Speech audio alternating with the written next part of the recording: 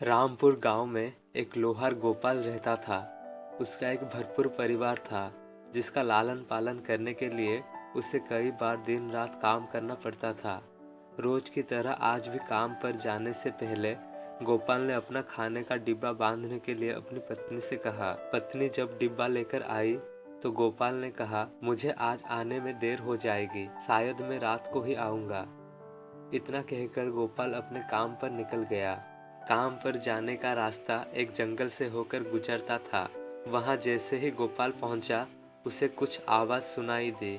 जैसे ही गोपाल थोड़ा पास गया तो उसने देखा कि एक साधु भगवान का मंत्र जपने के साथ ही साथ हंस रहे थे। हैरान होकर गोपाल ने पूछा, आप ठीक है साधु? उस साधु को गोपाल नहीं जानता था, लेकिन साधु ने एकदम से उसका नाम लेकर कहा, आओ गोपाल बेटा, मैं तुम्हारे ही इंतजार कर रहा था।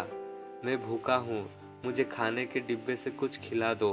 बाबा से अपना नाम सुनकर गोपाल हैरान था, लेकिन उसने कोई सवाल नहीं किया और सीधा अपना खाने का डिब्बा निकालकर उन्हें दे दिया। देखते ही देखते बाबा ने गोपाल का सारा खाना खा लिया। उसके बाद उस साधु ने कहा, बेटा मैं तो सारा खाना खा गया, अब तुम क्या खाओगे? मुझे माफ करना। गोपाल ने कहा, कोई बात नहीं बाबा, मैं काम के लिए बाजार जा रहा हूँ, तो मैं वहीं से कुछ खा लूँगा। ये सुनकर उस साधु ने गोपाल को खूब आशीर्वाद दिया और भेंट के तौर पर एक हथौड़ा दे दिया।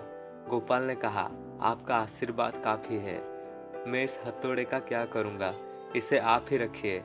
साधु ने जवाब देते हुए कहा, बेटा ये मामूली हथौड़ा नहीं है, ये जादुई हथौड़ा है जो मेरे गुरु ने मुझे दिया था और अब मैं तुम्हें दे रहा हूँ, क्योंकि तुम्हारा दिल साफ है। इसका इस्तेमाल अच्छे काम के लिए ही करना और किसी दूसरे के हाथ में इसे कभी मत देना। इतना कहकर वो बाबा वहां से गायब हो गया। गोपाल अपने हाथ में हथौड़ा लेकर बाजार काम करने के लिए चला गया।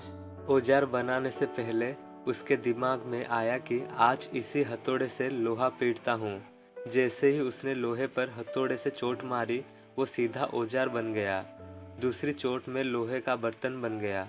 गोपाल समझ गया कि ये सही में जादुई हथौड़ा है। वो जो बनाने की सोच के साथ लोहे पर चोट मारता, वो लोहा सीधा वही बन जाता।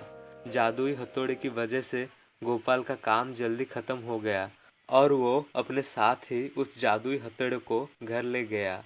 इसी तरह रोज गोपाल उस जादुई हथौड़े से जल्दी काम खत्म कर लेता और कई बार ज्यादा बर्तन बनाकर उन्हें गांव के लोगों को भी बेच देता था। धीरे धीरे उसके घर के हालात पहले से कुछ ठीक होने लगे। एक दिन गांव का मुखिया उसके घर आया और बोला, हम गांव वाले को शहर जाने में बहुत ज़्यादा समय लगता है, क्या तुम अपने हथौड़े से गांव और शहर के बीच आने वाला एक पहाड़ तोड़ने में मदद करोगे?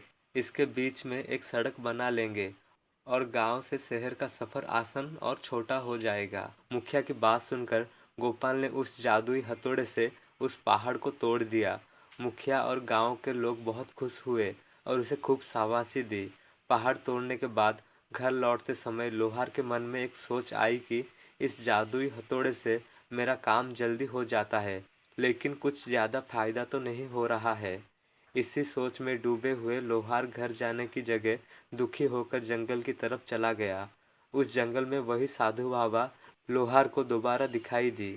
लोहार ने उनसे अपना मन की सारी बात बता दी। साधु ने कहा, इसका उपयोग सिर्फ औजार और बर्तन बनाने और पहाड़ तोड़ने तक सीमित नहीं है।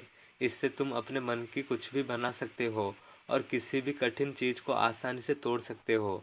गोपाल ने अच्छे से साधु बाबा से उस जादुई हथौड़े को इस्तेमाल करने का तरीका सीखा। उसके बाद गोपाल ने बहुत धन कमाया।